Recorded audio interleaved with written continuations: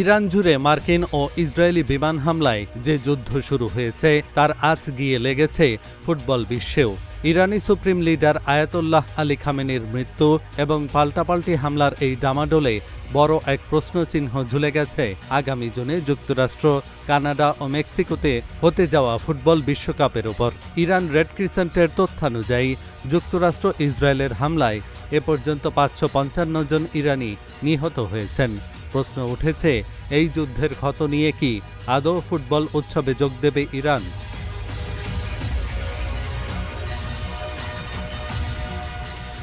নিজের দেশের ওপর এমন ভয়াবহ হামলার পর ইরান নিজেই প্রতিবাদস্বরূপ বিশ্বকাপ থেকে সরে দাঁড়াতে পারে।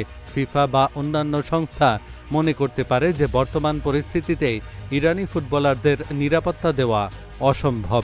অন্যদিকে মার্কিন নিষেধাজ্ঞা। ডোনাল্ড ট্রাম্প প্রশাসন এরই মধ্যে ইরানি নাগরিকদের যুক্তরাষ্ট্রে প্রবেশে কড়াকড়ি আরোপ করেছে। ফিফার সাধারণ সম্পাদক মাতিয়াস গ্রাফস্ট্রোম অবশ্য ইতিবাচক থাকার চেষ্টা করছেন। ফিফার একটি সূত্র জানাচ্ছে, এখন পর্যন্ত সূচিতে কোনো পরিবর্তন আনা হয়নি, কিন্তু ইরানের ফুটবল ফেডারেশনের সভাপতি মেহেদি তাজ শুনিয়েছেন আশঙ্কার কথা।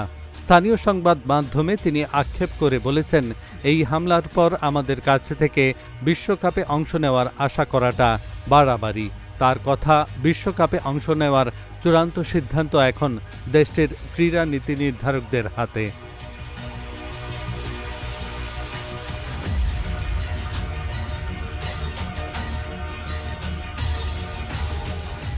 হোয়াইট হাউসের মসনদে বসার আগে ডোনাল্ড ট্রাম্প কথা দিয়েছিলেন ২০২৬ বিশ্বকাপ হবে সবার জন্য উন্মুক্ত।